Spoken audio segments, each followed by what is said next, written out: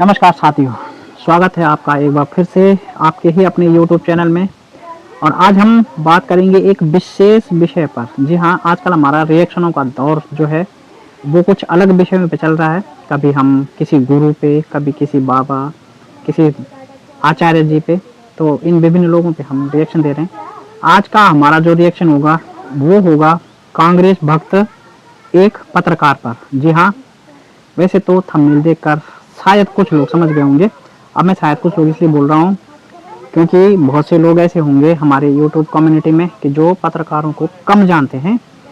तो ये हैं रवीश कुमार पत्रकार जी हैं।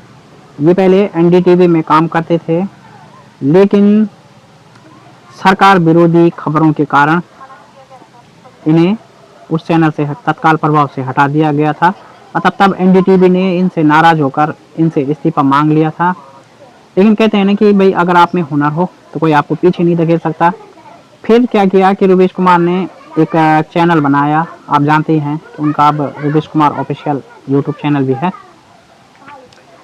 तो अब लगभग कुछ ही समय के अंदर इनकी फैन फॉलोइंग जो है वो तकरीबन आप यूँ मान के चलिए कि 18-20 मिलियन से ऊपर की इनकी फैमिली हो गई है यूट्यूब पे।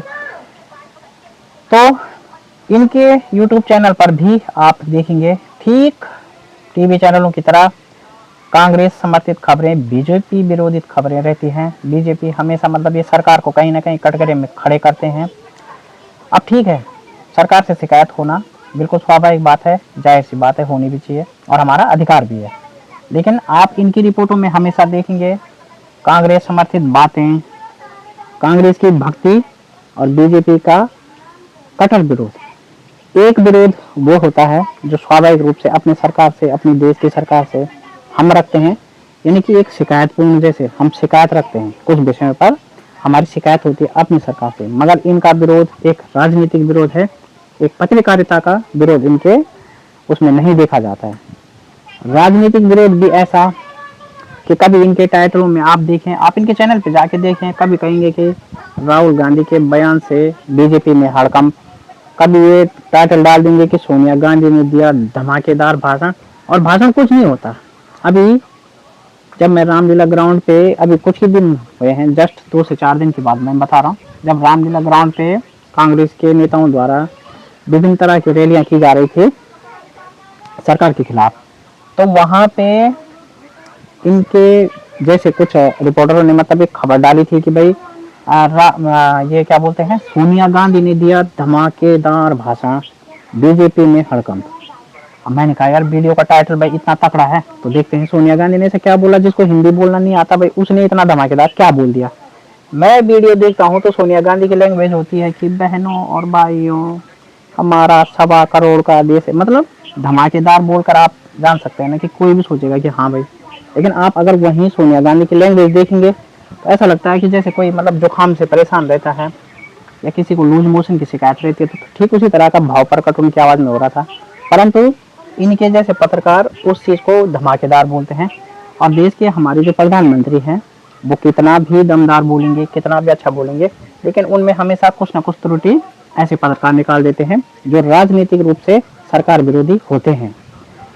अब बात यह है कि बीजेपी की सरकार है या कांग्रेस की सरकार है, दरअसल सरकार कोई भी है, हम किसी पार्टी को व्यक्तिगत रूप से सपोर्ट नहीं करते। मगर हाँ, जो भी पार्टी देश में सरकार चला रही है, जो भी हमारे देश का प्रधानमंत्री हो, जो भी हमारे देश की सरकार हो, उसका हम सबको सम्मान करना चाहिए, ये बात निश्चित है। सरकार से शिकायतें हो, सरकार से शिकायत करिए, आप लोग सरकार से मतभेद रखिए, लेकिन मनभेद रखना अच्छी बात नहीं है। हम, हमारे देश की सरकार है, हम अपनी सरकार से मतभेद रख सकते हैं, लेकिन मनभेद बिल्कुल नहीं होना चाहिए। क्यों? क्योंकि हमारे देश की सरकार हमारे लिए है और हम अपनी सरकार के ही कारण अपने अधिकारों के लिए लड़ते हैं। चाहे वो पढ़ने का अधिकार, मतलब शिक्षा का अधिकार हो, स्वास्थ्य का अधिकार हो, खाना का अधिकार हो, किसी भी चीज़ में हम मतलब कोई भी हो, A to Z, तो हम सरकार के ही भरोसे लड़ते हैं और सरकार ने ही हमें ये अधिकार दिए हैं। तो इसलिए पार्टी कोई भी हो, किसी भी पार्टी की सरकार हो, सरकार होती है। हाँ, सरकारों की नीति खराब हो सकती है, नीति का हम लोग विरोध कर सकते हैं। सरकार द्वारा जो भी नीतियाँ पब्लिक के लिए चलाई जा रही हैं हम उनका विरोध कर सकते हैं, लेकिन अपनी देश का सरकार, अपनी देश की सरकार जो भी होती है उसका विरोध करना, उसको पूर्ण रूप से टारगेट पर लेना, वो भी एक राजनीतिक मंशा के चलते कतई भी उचित नहीं है। तो पत्रकार रवीश कुमार ऐसा ही करते हैं। एनडीटीवी में भी उन्होंने ऐसा ही किया था, इसलिए एनडीटीवी ने उनका इस्तीफा मांगा था। और एक अच्छे खासे रेपुटेटेड पत्रकार जो है आज यूट्यूब चैनल पे है, हालांकि फैन फॉलोइंग यहाँ भी अच्छी है, बट खबरें उनकी आज भी वही है।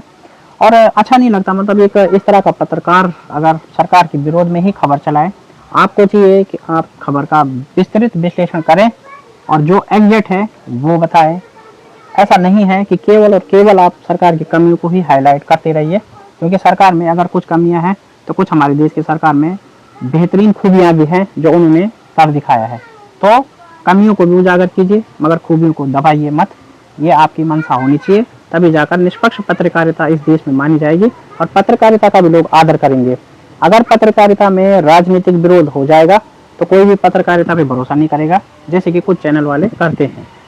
तो फिलहाल आप लोगों का क्या कहना है, आप एक बार इनका चैनल भी देखिए। एनडीटीवी में जो इनकी यात्रा को जानते होंगे हमारे कुछ भाई, तो कमेंट सेक्शन में अपनी राय जरूर दीजिए और मैं किसी नेक्स्ट वीडियो में फिर मिलता हूँ। तब तक के लिए थैंक यू सो मच।